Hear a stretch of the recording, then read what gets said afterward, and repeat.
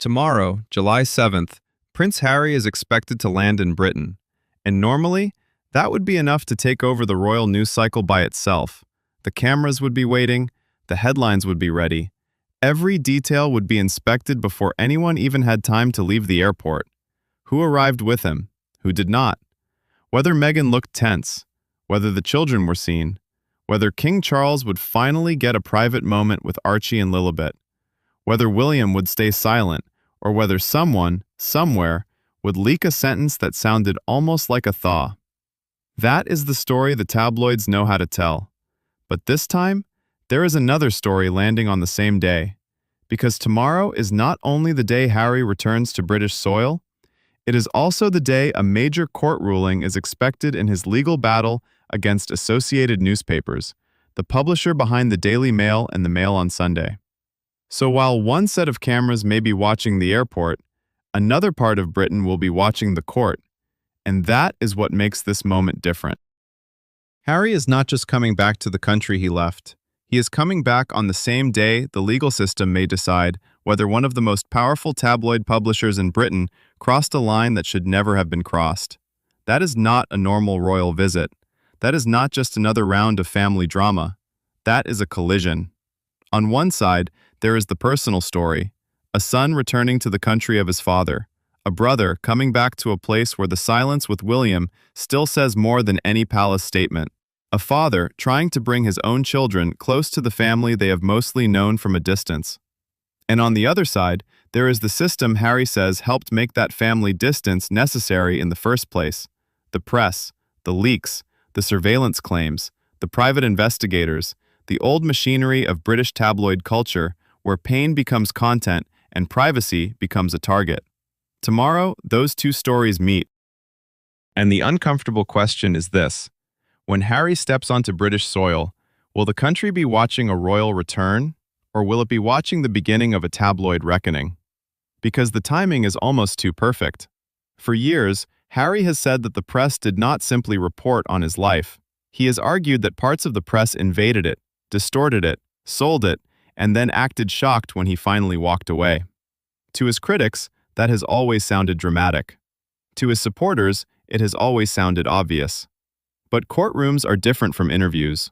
Courtrooms are different from memoirs. Courtrooms are different from Netflix documentaries and emotional speeches and carefully worded statements. In court, the story has to be dragged out of feeling and into evidence. And that is why this moment matters. The case against Associated Newspapers is not just about whether Harry dislikes the Daily Mail. That would be easy to dismiss. A lot of public figures dislike the tabloids. A lot of celebrities complain about press intrusion. A lot of people say the media went too far. This is bigger. Harry and the other claimants have accused the publisher of unlawful information gathering over many years. The allegations have included claims connected to private investigators, obtaining personal information, and methods that, if proven, would belong to the darker history of British tabloid journalism. Associated Newspapers denies the allegations. That matters. It has to be said clearly. This is not a finished story yet. This is not a criminal verdict. This is not the moment to pretend that every accusation has already been proven. But it is a legal battle with enormous symbolic weight, because the question underneath it is not small. The question is whether the tabloid machine that shaped so much of Harry's life was simply aggressive, or whether it was operating beyond the line. And tomorrow, that question is expected to move closer to an answer. Now place that beside the visit. Harry's trip is expected to last 5 days, from July 7th to July 11th. Officially, the purpose is tied to the countdown to the 2027 Invictus Games in Birmingham. That already gives the visit a public, respectable frame. Invictus has always been one of the few Harry projects that even many critics struggle to attack without sounding cruel. It is tied to wounded veterans, service, recovery, and the part of Harry's public identity that predates the Sussex Wars. So on paper, this is not a royal reconciliation tour. It is not being sold as a family summit. It is not officially about William. It is not officially about Charles. It is not officially about whether the monarchy can bring the Sussexes halfway back into the fold. But everybody knows why the visit is bigger than its official schedule. Because Harry has not been able to come back to Britain casually. Every return has carried a charge. Security becomes a story. Housing becomes a story. Who knew in advance becomes a story. Whether he sees his father becomes a story. Whether he is invited into a royal residence becomes a story. Whether he is protected, welcomed, avoided, or managed becomes a story. And this time, the reported detail that King Charles offered accommodation in a royal residence is not just a logistical footnote, it changes the temperature. It suggests that, at least for this visit, the door is not completely closed. It suggests that Charles understands the emotional and practical weight of the trip. And it also suggests something more delicate, that security, the issue that has poisoned so many of Harry's returns to Britain, may have been temporarily contained enough for the visit to happen. Not solved forever, not magically healed, but contained. And that is important, because Harry's argument about security has never been separate from his argument about the press. In his mind, these things are connected. The risk to his family, the exposure of his location, the obsession with his private life, the history of what happened to his mother, the fear around Meghan and the children, the constant feeling that one private movement can become public property. That is the emotional architecture behind this whole story. So when people say, why is security always such a big deal with Harry? They are missing the larger point. For Harry, security is not just about bodyguards. It is about whether he can exist in Britain without feeling hunted. And tomorrow, he returns to Britain on the same day he may learn whether the court accepts that one of the media groups he has fought for years did in fact participate in the kind of unlawful behavior he has been warning about. That is why the usual tabloid framing feels too small. Because you can already imagine the headlines they want. They want the airport angle. They want the Meghan angle. They want the will the children see grandpa angle?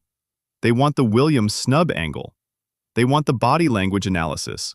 They want the palace sources. They want the anonymous friend of a friend saying everyone is hopeful or everyone is furious, depending on which headline performs better. But the bigger story is that Harry may arrive in Britain as both a royal exile and a legal challenger. One foot in the family drama, one foot in the courtroom war. And if you are watching this story only as gossip, you miss the reason it has lasted so long. This is not just about whether Harry is liked. It is about who gets to own the story of his life. For decades, the British tabloids helped turn Harry into a character. The troubled spare, the wild prince, the grieving boy, the soldier, the party prince, the husband who changed, the son who betrayed, the man who could not stop talking. Depending on the year, depending on the paper, depending on what sold best, the character changed, but the power relationship stayed the same. They watched, they wrote, they profited, and Harry reacted, sometimes badly, sometimes emotionally, sometimes strategically, sometimes in ways that gave his critics more ammunition, but he reacted like someone who believed the game had been rigged long before he understood the rules. That is why tomorrow has such a strange force. Because for once, the story is not only being written in a newsroom, it is being tested in a court process, and that is much harder to spin. This is also why the children matter, even if they are not expected to appear publicly. In a normal royal visit story, Archie and Lilibet would be treated as the emotional prize. Will they be seen? Will they wave? Will there be a photograph with King Charles? Will the cousins meet? Will the public finally get the soft family image that has been missing for years? But if reports are right and the children stay out of public events, that is not a minor detail. That is the point. Harry and Meghan have spent years arguing that their children should not be used as public currency, and tomorrow's timing makes that argument impossible to separate from the court case. Because while the legal battle asks whether Harry's private life was unlawfully mined for stories, the visit asks whether his children can be near the royal family without becoming material for the same machine. That is the tension. The public wants the picture. The tabloids want the picture. The monarchy may benefit from the picture. But Harry knows exactly what a picture can become. A picture becomes a headline. A headline becomes a narrative. A narrative becomes a weapon. And suddenly, a child who did not choose any of this is part of a national argument about loyalty, forgiveness, race, exile, monarchy, and money. So if Archie and Lilibet are kept away from public view, that is not Harry hiding the sweet part of the story. It is Harry refusing to feed the machine, on the very day he is trying to hold that machine accountable. And that is where this video needs to slow down for a second, because this is the part of the story that will probably be missed by the loudest commentators. They will say, "Why bring the children if no one gets to see them?" They will say, "Why come back if he does not want attention?" They will say, "Why fight the press while using the press?" But that framing is too convenient. There is a difference between public interest and public ownership. Harry can attend Invictus events. He can support a public cause. He can allow basic reporting of a public visit, and still argue that his children's faces, his private movements, his medical information, his relationships, and his family's vulnerabilities are not open territory for anyone with a deadline and a source. That distinction is the heart of the whole fight, and it is why tomorrow's court ruling matters beyond Harry. Because if the court finds in favor of the claimants, or even if the ruling significantly strengthens their case, the impact will not be limited to one prince getting a legal win. It could reopen the question Britain has tried to close so many times. Did the tabloid press truly clean itself up after the phone hacking scandals? Or did parts of the same culture simply learn to survive in new forms? That is the bomb underneath the royal story. Not whether Harry smiles at an event, not whether Meghan is photographed entering a car, not whether Charles sends a warm message through a source. The real bomb is whether the Daily Mail's publisher faces a legal outcome that damages the image of a press empire that has spent years judging everyone else. And there is a reason this would be especially powerful coming from Harry, because Harry is not just any celebrity claimant. He is the son of Diana, and whether people like him or not, whether they think he has handled everything perfectly or not, his entire life has been shaped by the relationship between royalty, media, and public appetite. He was born into a family that needs visibility to survive. He grew up inside a press culture that could turn visibility into harassment, and he left the royal system while claiming that the same forces that consumed his mother were now closing in on his wife and children. That is why this cannot be reduced to a celebrity privacy case. For Harry, this is almost ancestral. It goes back to the first cameras, the first headlines, the first time he understood that being loved by the public did not protect you from being used by the media. And tomorrow, when he arrives in Britain, all of that history arrives with him. If you want this story followed without the fog, without the cheap shouting, and without pretending every anonymous palace quote is a fact, this is exactly the kind of moment worth staying with. Because the next 24 hours could decide not just how Harry's visit is remembered, but what kind of story the British press is allowed to tell about him next. And that brings us to the question the tabloids would rather keep separate. What happens if Harry wins? What happens if Harry wins? Not emotionally, not online, not in the comment sections where everyone has already chosen a side. What happens legally, publicly, and symbolically? If the ruling goes his way, Harry does not simply get to say, "I told you so." The bigger consequence is that one of the most aggressive and influential forces in British media would be placed under a level of pressure that no palace briefing could create. Because the Daily Mail is not just a newspaper in this story. It is a symbol. For Harry's supporters, it represents the machinery that stalked his mother, attacked his wife, picked over his family, and turned private pain into public entertainment. For his critics, it represents the press that he still needs in order to stay relevant, even while he condemns it. And for the tabloid industry itself, it represents something even larger, the right to decide where public interest ends and intrusion begins. That is why tomorrow's expected ruling matters. It may not destroy the tabloids overnight. It may not end the culture of anonymous sources, breathless headlines, and moral outrage sold by the click. It may not even satisfy everyone who believes Harry has been wronged. But it could create a precedent, and precedent is the thing powerful institutions fear most. A scandal can be managed, a bad headline can be buried, a payout can be dismissed as the cost of doing business. But a legal precedent can travel. It can open doors for other claimants. It can encourage more people to challenge old stories. It can force editors, executives, and publishers to look back at practices they would rather leave in the past. That is the danger for the tabloids. Not one lawsuit, not one prince, not one news cycle. The danger is that the story spreads from Harry's life into the business model. Because tabloid power has always depended on a very specific imbalance. They investigate, expose, imply, accuse, mock, and moralize. They turn private people into public characters. But when the focus turns back on them, they become very interested in nuance. Suddenly, evidence matters. Context matters. Legal definitions matter. Motive matters. The same papers that can turn one photograph into a moral trial become extremely careful when their own methods are under examination. And that reversal is part of what makes tomorrow so dramatic. Harry, who has spent much of his life being judged by newspapers, may watch one of those publishers face judgment at the exact moment he returns home. That is why the airport story is not enough. If Harry lands tomorrow and the cameras catch a car leaving, that is one image. But if the court ruling lands on the same day, the image changes. Suddenly, that car is not just carrying a royal son back into Britain, it is carrying the most visible plaintiff in a fight over how Britain's most powerful tabloids got their stories. And this is where the trip becomes almost impossible for the press to cover cleanly. If they focus only on the family angle, they look like they are avoiding the legal one.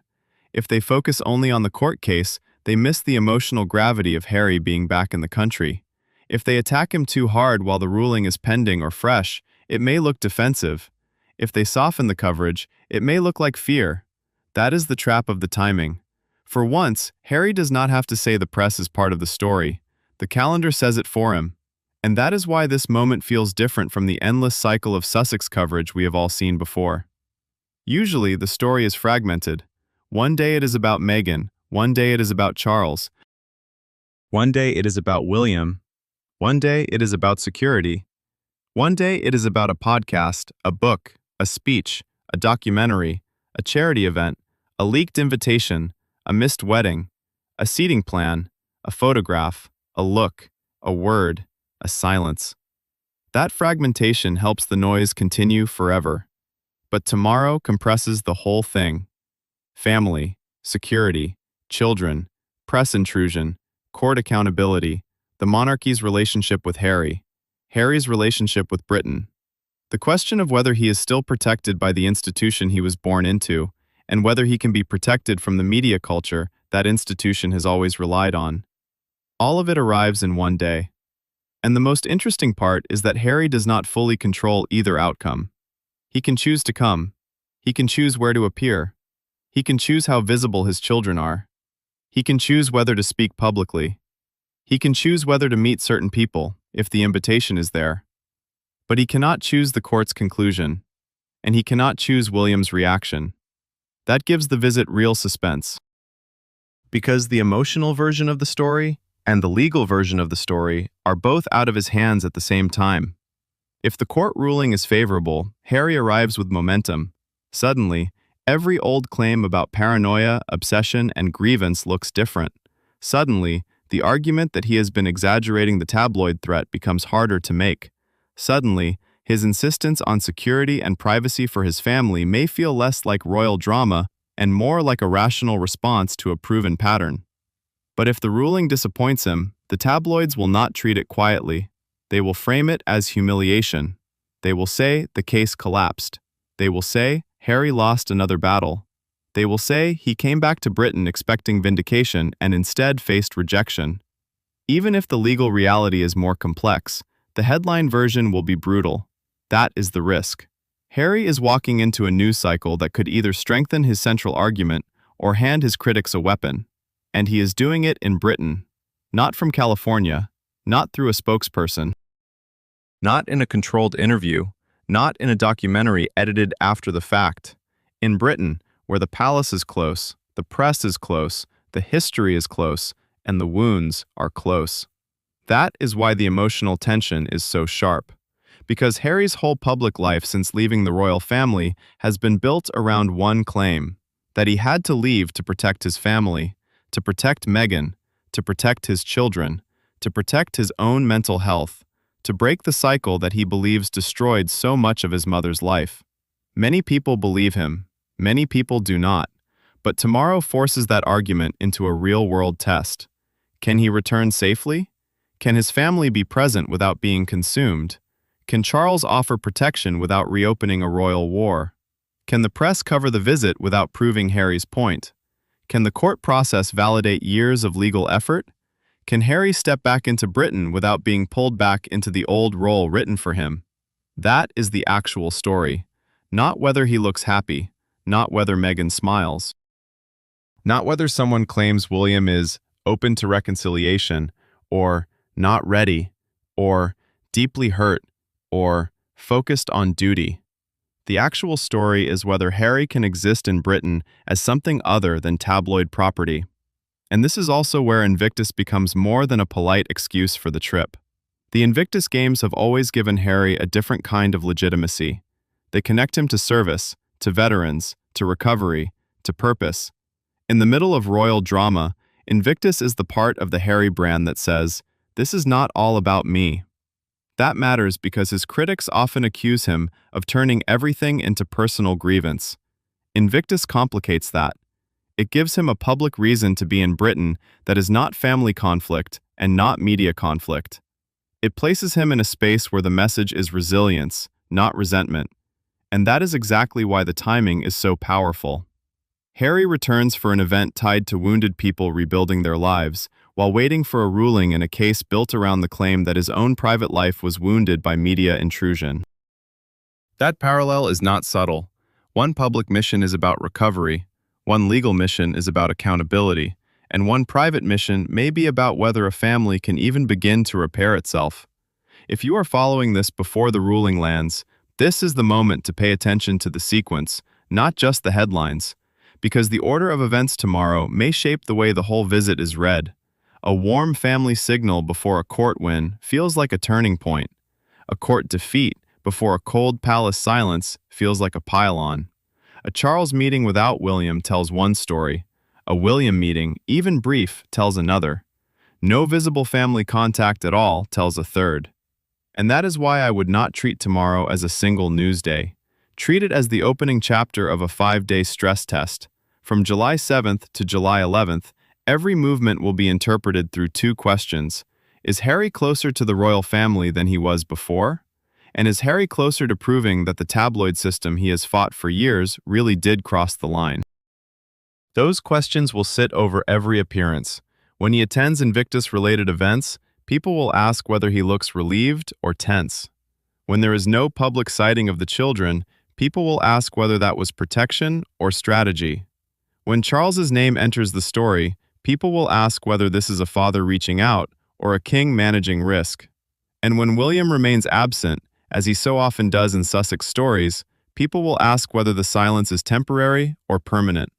That silence matters, because Charles and William are not playing the same role in Harry's return. Charles is the emotional doorway. William is the locked room. Charles can offer accommodation. Charles can allow the possibility of private contact. Charles can signal that family ties are strained but not dead.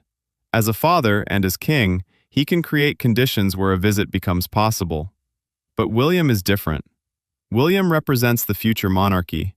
He represents the brotherhood that collapsed in public. He represents the part of Harry's old life that cannot be repaired by logistics. A security arrangement can be negotiated. A residence can be offered. A schedule can be adjusted. But trust between brothers is not arranged by staff. And that is why William's silence is not a side detail. It is the emotional cliff edge of the whole visit. Because if Charles is the question of whether Harry can still be a son inside the royal family, William is the question of whether he can ever again be a brother inside it. Those are not the same question.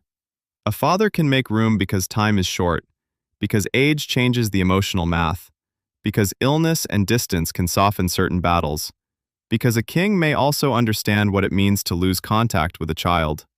But William is looking at the future.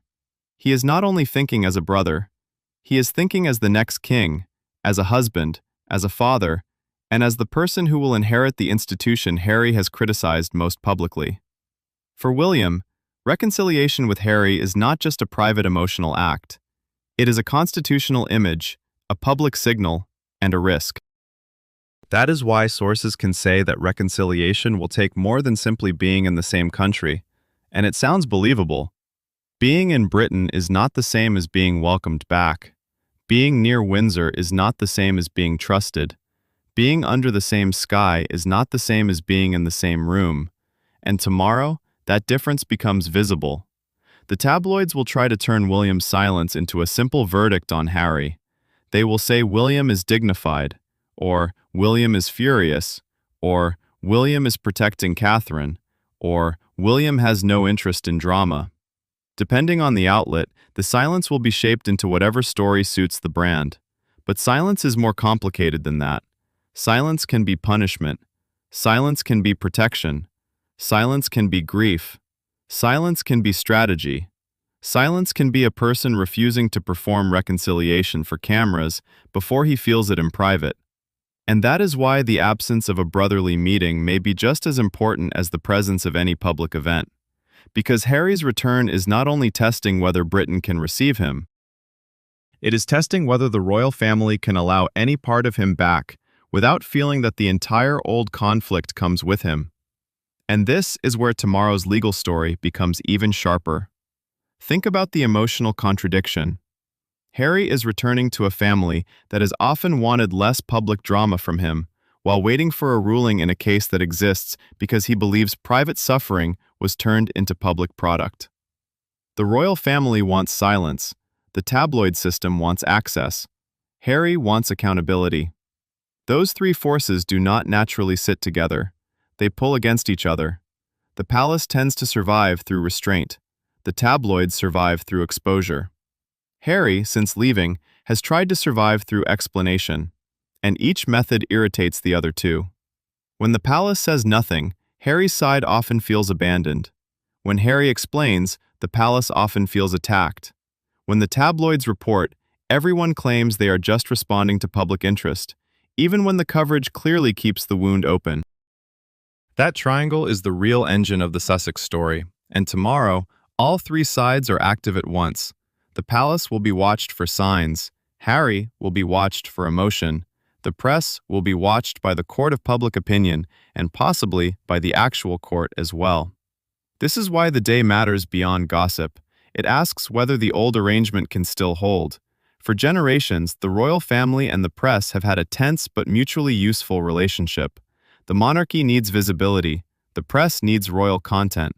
The public consumes the drama, the ceremony, the conflict, the weddings, the babies, the exits, the funerals, the hints, the betrayals, the rituals. But Harry broke something in that arrangement.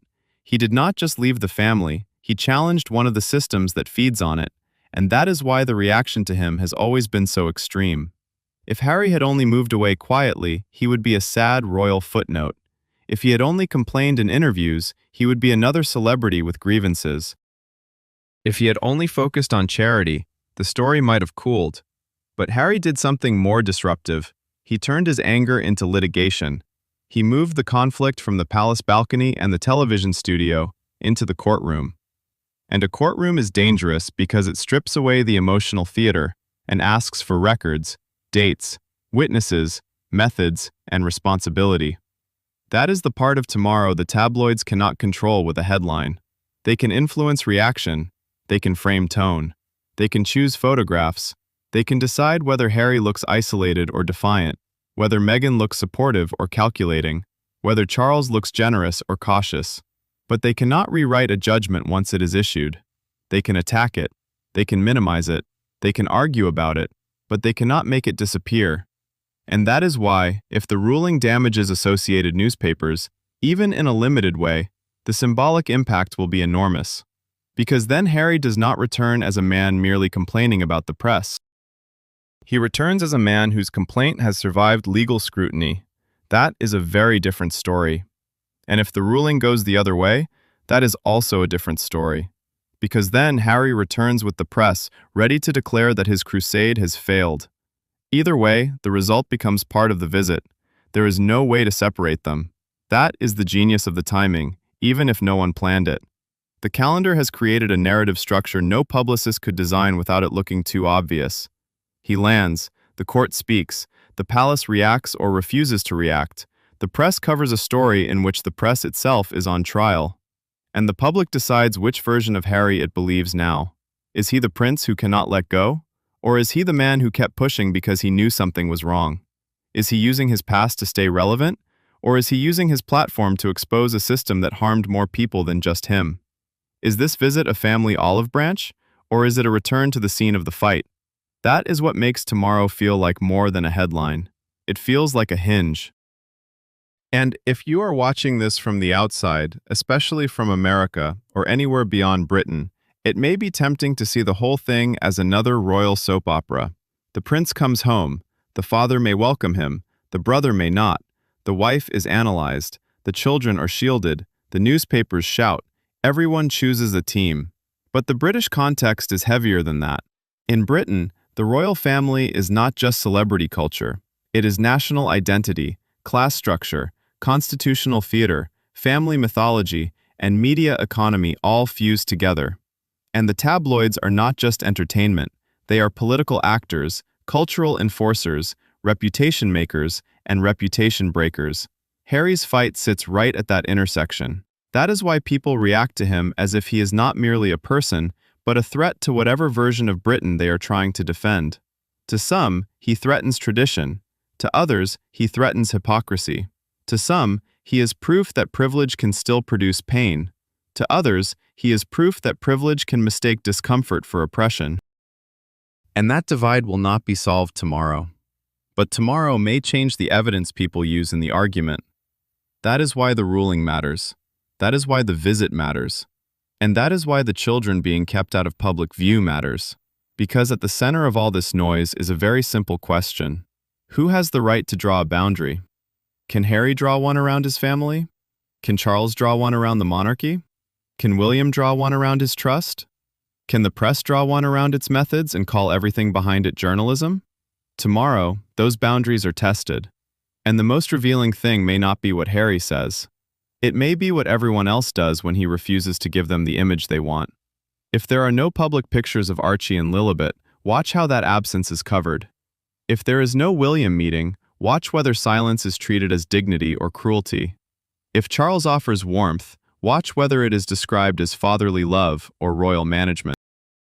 If the ruling favors Harry, watch whether the same outlets that profited from judging him suddenly urge everyone to wait for nuance. And if the ruling does not favor him, watch how quickly complexity disappears. That is how you read this story. Not by chasing every anonymous quote, not by treating every headline as revelation, but by watching who benefits from each version of events. And yes, this is exactly where I want to hear from you, because tomorrow's reaction will split people fast. Do you see this return as a real turning point for Harry, or just another round in a war that has already gone too far? Put it in the comments before the ruling lands, because the conversation after tomorrow may look completely different. And if you want to follow the next stage without the story being flattened into Team Harry versus Team Palace, stay with this channel, because the most important part of the next few days may be the thing that does not happen in public. That is often how royal stories work. The real signal is not always the balcony wave. Sometimes it is the invitation that is not photographed, the meeting that is not confirmed, the car that enters a side gate, the official diary that leaves space, the source who suddenly stops talking, the newspaper that changes tone overnight. Tomorrow could give us one dramatic answer, or it could give us several small clues that only make sense by the end of the visit. But the stakes are already clear. Harry is not coming back into a neutral country. He is coming back into the place where his public story began, where his mother's story ended, where his marriage became a national argument, where his children are both royal grandchildren and private minors, where his father is king, where his brother is future king, and where the newspapers he has accused still help decide what millions of people believe by breakfast. That is the weight of this return, and it is why tomorrow feels less like a visit and more like a confrontation with the entire architecture of Harry's life. Family, press, security, memory, power, all arriving at the same time. So when the first headlines appear tomorrow, do not just ask whether Harry looked comfortable. Ask what the headline is trying to make you ignore. Because the easiest story will be the visible one, the car, the smile, the absence, the snub, the reunion that may or may not happen.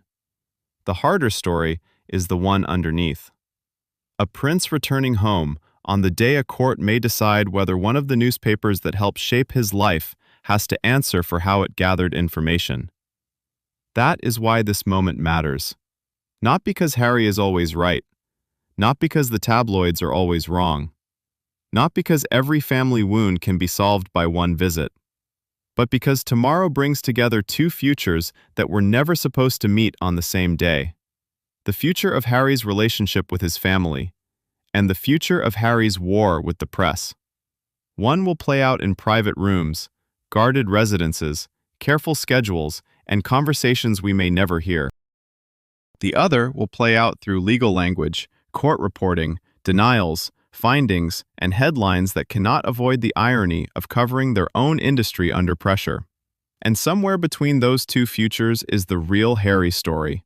Not the cartoon version, not the saint, not the traitor, not the victim who can never be questioned, not the privileged prince who can never be hurt.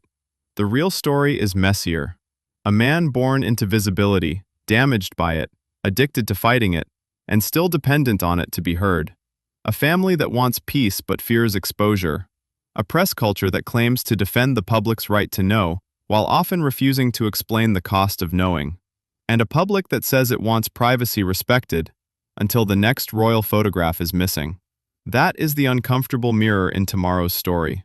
It is not only about Harry, it is about us too. Because the tabloid machine does not run on editors alone. It runs on attention. It runs on curiosity. It runs on outrage. It runs on people saying they are tired of the drama while clicking the next update. It runs on the hunger to see the children, decode the brother, judge the wife, rank the father, and turn a family fracture into a daily ritual. Harry may be fighting the publisher in court, but the larger fight is with the appetite that makes that publisher powerful. And that is why tomorrow's collision is so revealing. If Harry wins, the question becomes whether Britain is willing to admit that some of what was sold as royal coverage may have been built on unacceptable intrusion. If Harry loses, the question becomes whether his critics will treat that as legal clarity or as permission to erase the deeper problem of press excess altogether. And if the family meeting happens quietly, the question becomes whether privacy can still exist inside a story the world refuses to stop watching. That is the final tension. Harry wants a boundary. The public wants a moment.